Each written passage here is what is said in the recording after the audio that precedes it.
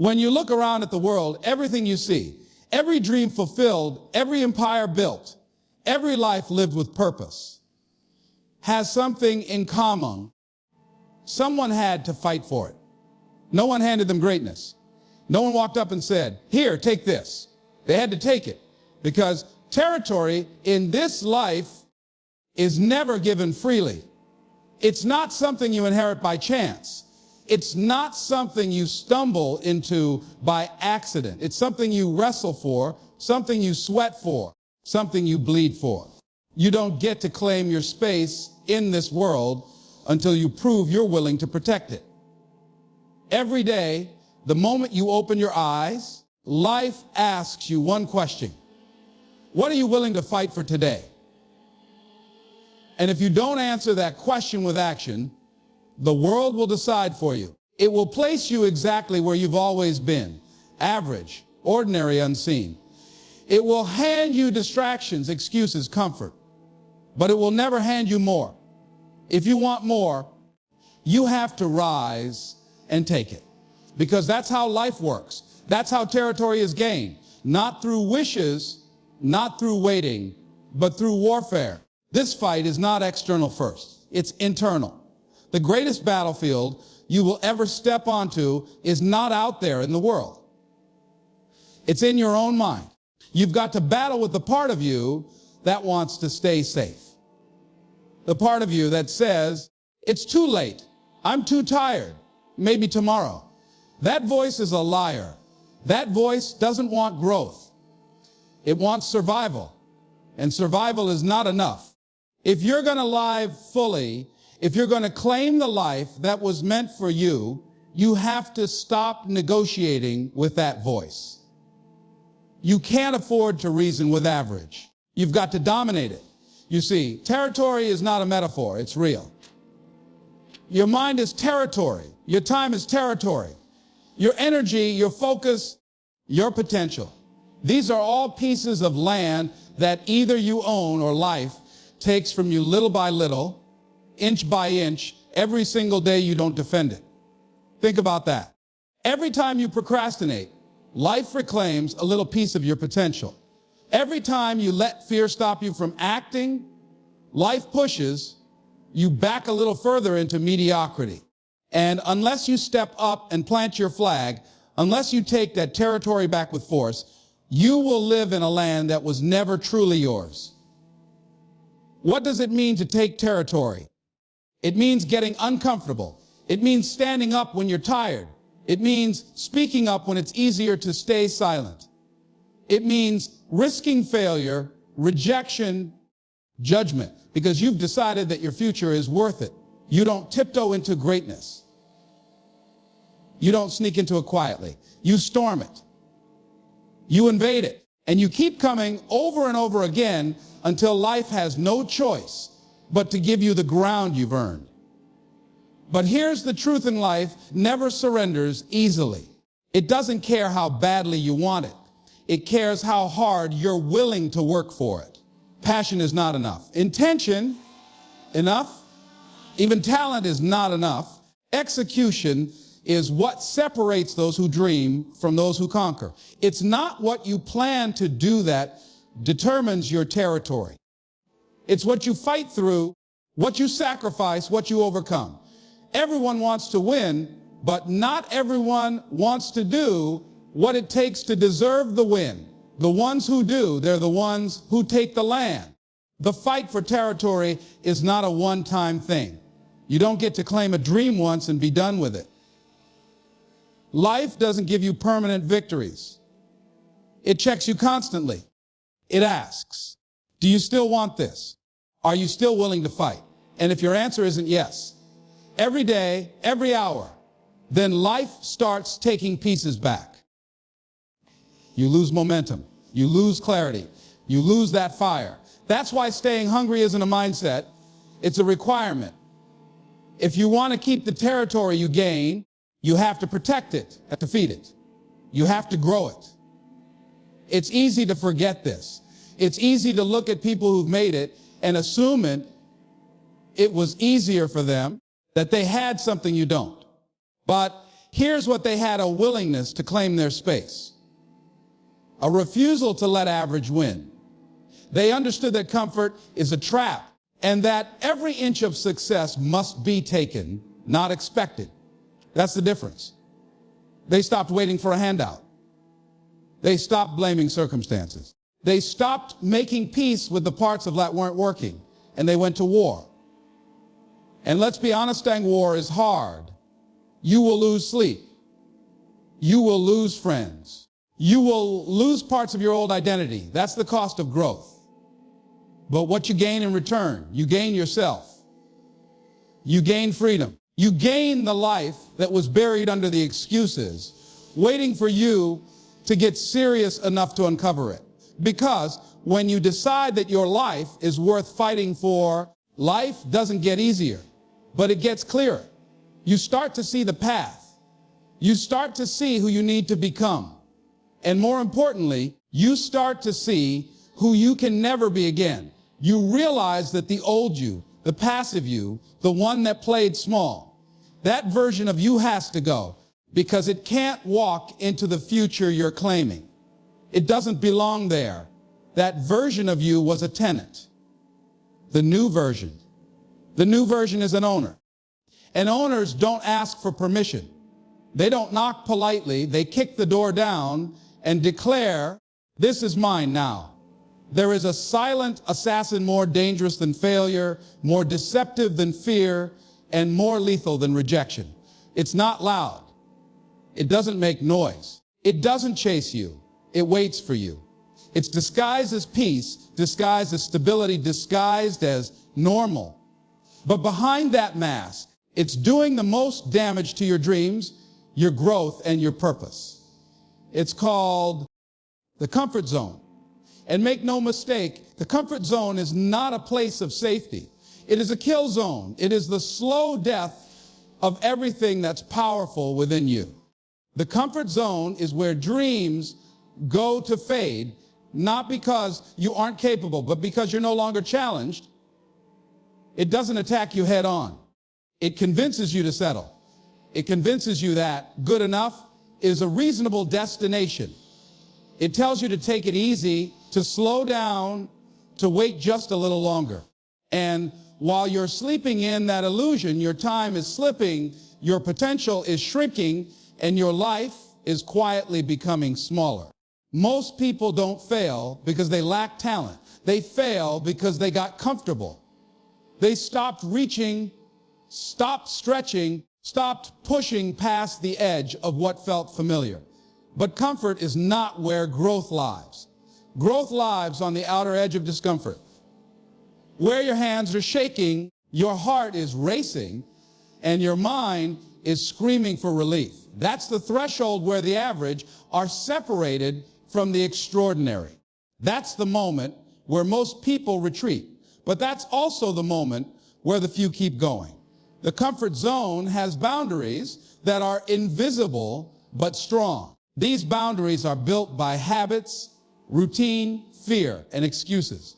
You wake up at the same time, you do the same things, you talk to the same people, you think the same thoughts, and all of it feels normal.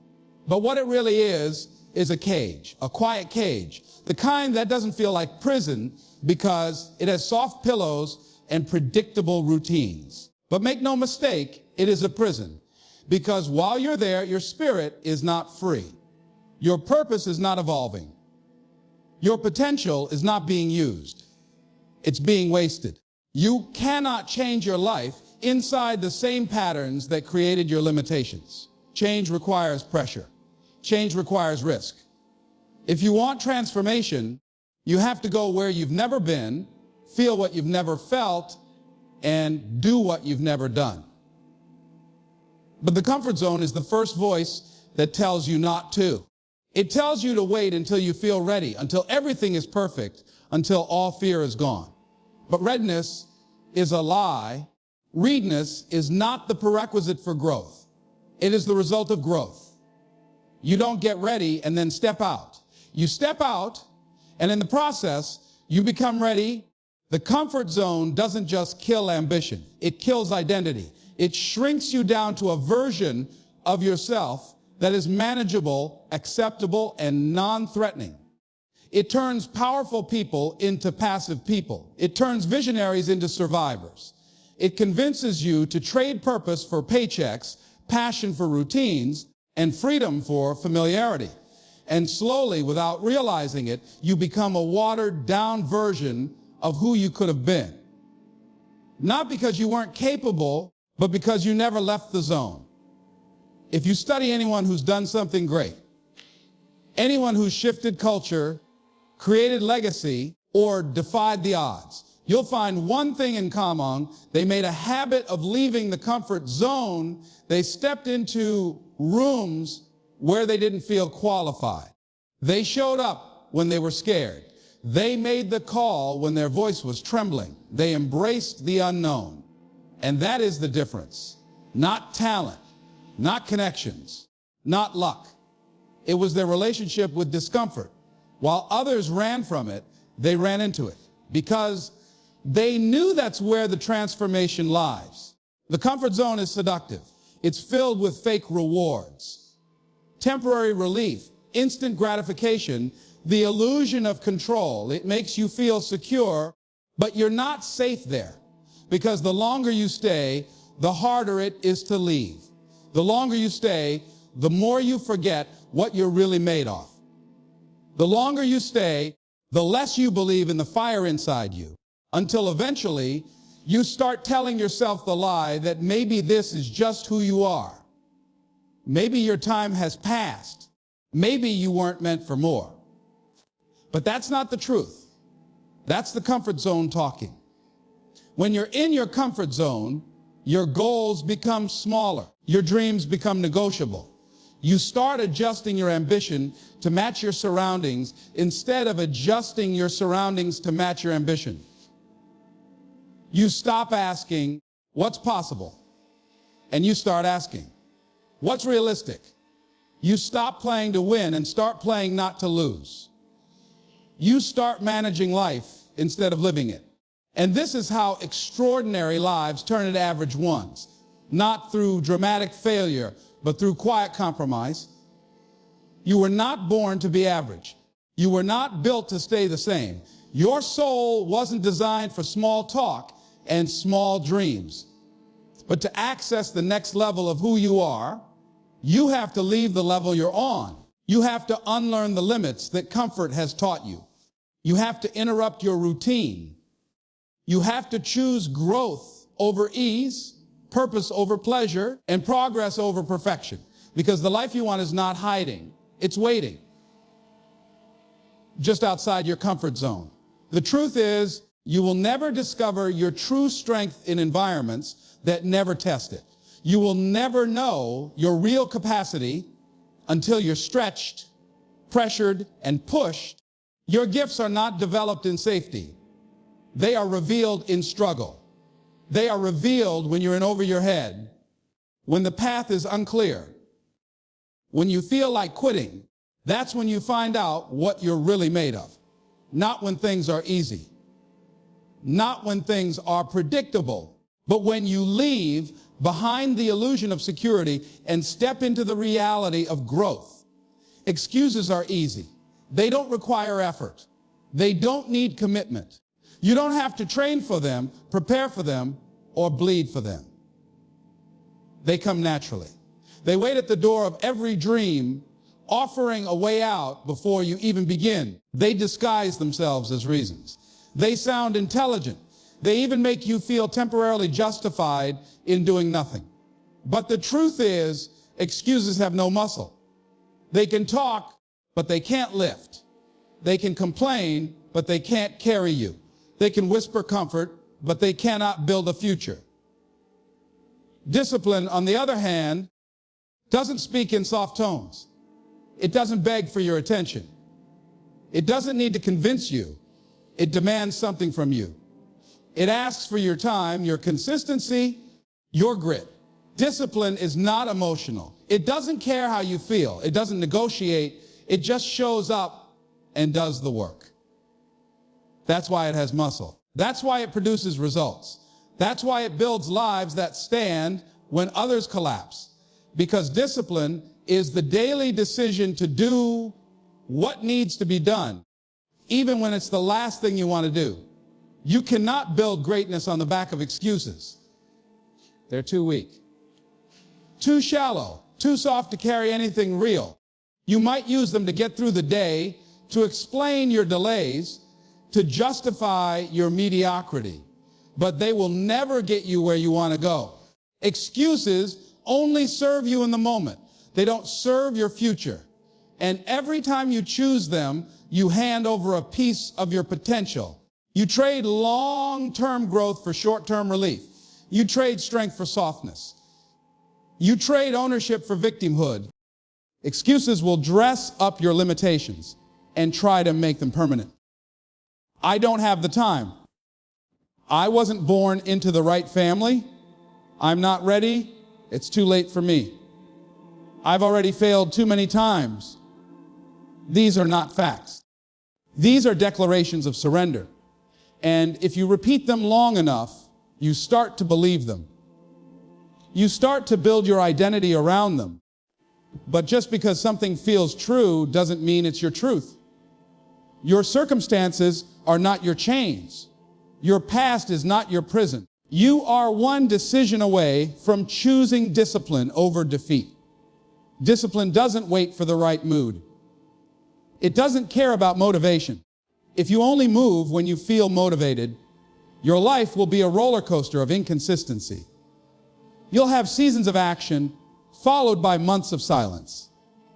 You'll start fast, but never finish, because motivation is a spark. It ignites, but it doesn't sustain. Discipline is the engine. It doesn't need a crowd. It doesn't need praise. It doesn't need perfect conditions. It runs in the dark. It works when no one's watching. It gets up early, stays up late, pushes through pain, and shows up again and again. The truth is, most people don't lack talent or dreams.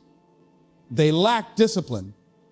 They have the vision, they have the desire, but they haven't built the daily habits to match. They want the results, but not the routine. They want the reward, but not the responsibility. But you cannot bypass the grind.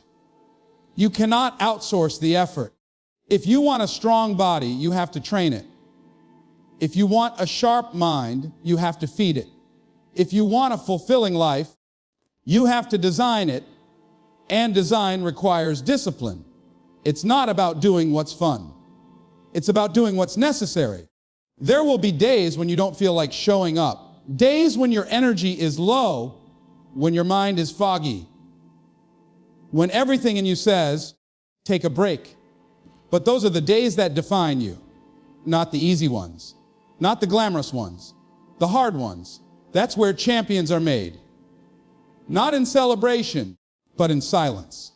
Not in front of the camera, but in the early mornings, the late nights, the quiet decisions to keep going. Discipline is forged in discomfort. It's formed in resistance. And every rep you do when it hurts, every step you take when it's hard. That's where the muscle grows. Excuses will try to convince you that you need everything to be perfect before you start. But discipline knows better. Discipline says start with what you have. Start broken. Start scared. Start tired. Start without applause. Just start and then keep going. Because nothing changes until you do. And change isn't triggered by a speech, a book, or a motivational quote. It's triggered by action. Consistent, repeated, disciplined action. When you live by discipline, you don't need external validation. Your progress becomes your proof. You stop arguing with people about who you are and start showing them through your results. You stop debating and start building. You stop talking and start transforming. Discipline gives you control, not over the world, but over yourself. And that's where real power comes from. The ability to say no to what doesn't serve you. The ability to delay gratification. The ability to focus when others are distracted. The ability to keep showing up long after everyone else has quit. There's a version of you waiting on the other side of discipline. A version that doesn't just talk about goals but achieves them. A version that doesn't just dream but executes. A version that doesn't settle for average because average was never the plan. That version of you isn't built by chance. It's built by choice. And every choice you make to show up, to follow through, to push forward, it's shaping that person. Every rep, every step, every decision to keep going when it's easier to quit. That's how that version of you comes to life.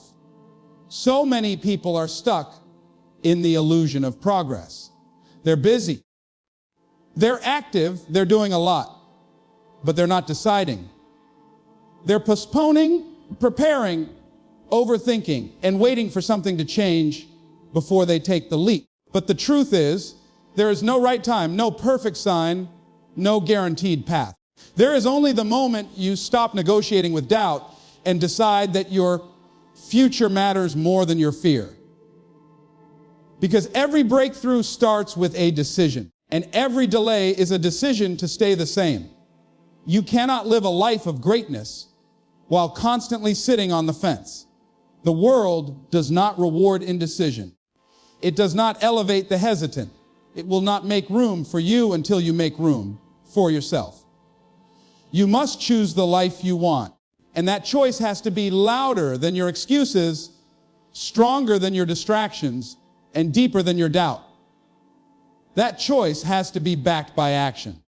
Because a decision without commitment is just a wish disguised as a plan. Your destiny is not something you bump into by accident. It's something you step into by force. You step into it when you stop waiting for approval. You step into it when you stop asking for permission. You step into it when you stop living by default and start living by design. That moment of decision, that line in the sand, changes everything. It tells the world, this is who I am now. This is where I'm going. And I don't care what it costs. I'm not turning back. Most people are one decision away from a completely different life, but they never make it. They stand at the edge of their potential and never take the leap because they've confused fear with fact. They've convinced themselves that staying where they are is safer, easier, smarter. But what they don't realize is that indecision is not neutral. Indecision is a decision. To stay small, to stay stuck, to stay in a version of life that's less than what they're capable of. And over time, that decision becomes a lifestyle. If you want to live your purpose, if you want to fulfill your calling, you must understand that the universe does not respond to your potential. It responds to your commitment. It doesn't react to what you could do. It reacts to what you decide to do. Until you decide, nothing moves. Nothing changes. The people you need won't show up. The opportunities won't align. The clarity won't come. Because all of it is waiting on your decision to step forward and take ownership of the life that's been pulling at you from the inside. And this isn't just about making one big choice. It's about deciding over and over again every single day that you're going to show up for what you said you wanted. That even when it's hard, even when you're tired, even when no one understands, you still choose the path that aligns with who you were created to be. This is the decision that must be made when it's inconvenient, when it's quiet, when no one is cheering, because those are the moments that count. Not the moments of hype, but the moments of discipline, the ones where your only motivation is your vision and your refusal to let it die. People often say they're waiting for a sign, waiting for clarity, waiting for confirmation. But the truth is, waiting is often a disguise for fear. It's a form of self-protection. Because if you don't choose, you can't fail. If you don't move, you don't risk. If you don't decide, you don't lose. But in trying not to lose, you lose everything. You lose time. You lose momentum. You lose connection with the part of you that knows you were made for more. At some point, you have to decide that you're not going to live a life of almosts and maybes. You have to decide that you're not going to be one of those people who looks back and says, I could have done more. I should have started sooner. I waited too long. You have to decide that the pain of regret is greater than the discomfort of discipline. You have to decide that living fully is worth the risk, because it is a risk. Choosing your destiny means leaving the familiar. It means being misunderstood. It means failing publicly. But it also means living honestly. It means waking up with purpose. It means going to sleep knowing you moved one step closer to your calling. There's something dangerous about indecision. It creates a sense of safety that is completely false. You think you're avoiding failure, but what you're really doing is reinforcing fear. Every time you delay the decision to act, you teach yourself that uncertainty is something to run from. You condition yourself to flinch at your future. And every day that passes, the decision becomes harder, not easier, because your self-trust erodes. Your fire dims, your passion dulls, until eventually the life you dreamed of becomes unrecognizable in the rearview mirror of what could have been. But destiny doesn't disappear. It waits. It waits for the day you stop flirting with the idea of growth and commit to the process. The day you stop entertaining multiple versions of your future and finally pick one. The day you look at your reflection and say, I'm done talking about it. I'm done circling it. I'm done doubting it. It's time to move. Because all change, all power, all forward momentum begins the moment you decide. Victory is not some distant moment waiting for you at the top of a mountain. It's not a one-time event, a golden finish line, or a sudden moment of arrival. Victory doesn't appear all at once. It shows up in pieces, hidden inside the small, brutal, repetitive battles you fight every single day. Victory lives in daily warfare. It lives in the decisions you make when no one is watching. It lives in the discipline you apply when nothing around you is motivating. It lives in the battles that don't make headlines, the quiet internal fights against fear, laziness, doubt, and distraction. Most people want the reward, but not the routine. They want the shine without the sacrifice. They want to be remembered without putting in the reps. But there is no shortcut to excellence. There is no elevator to fulfillment. There's only the staircase, and every step is a battle with comfort, a battle with excuses, a battle with everything in you that would rather settle than stretch. You win not by rising once, but by choosing to rise again and again, long after the feeling has left. Daily warfare doesn't look glamorous. It's not about big moments filled with applause. It's about waking up tired and choosing to show up anyway. It's about working on your craft when nobody's validating it. It's about saying no to distractions that want your attention, your energy, or focus. The real war is not out there in the world. It's internal. The fight is between who you were yesterday and who you're trying to become today. Every time you choose growth over comfort, you're winning. Every time you keep moving forward in silence, you're winning. Every time you resist the urge to quit, you're claiming victory in the shadows. It's not what you do once that changes your life. It's what you do daily. Victory is built in routine. It's built in structure. It's built in those moments where you feel like giving less, but decide to give more. It's built in showing up when it's inconvenient, when it's boring, when it's painful. That's where champions are made. Not in the spotlight, but in the shadows. Not on the stage, but in the gym when the doors are locked and the world isn't watching. You don't rise to the level of your dreams. You fall to the level of your habits. And habits are formed in war. They're built in pressure. They're carved into your character through daily repetition. And if you don't choose the fight will choose you. Life is always testing your commitment.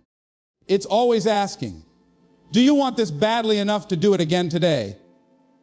Even when you're tired, even when nothing's working, even when it feels like you're alone. Because if you only fight when you feel good, you'll never last.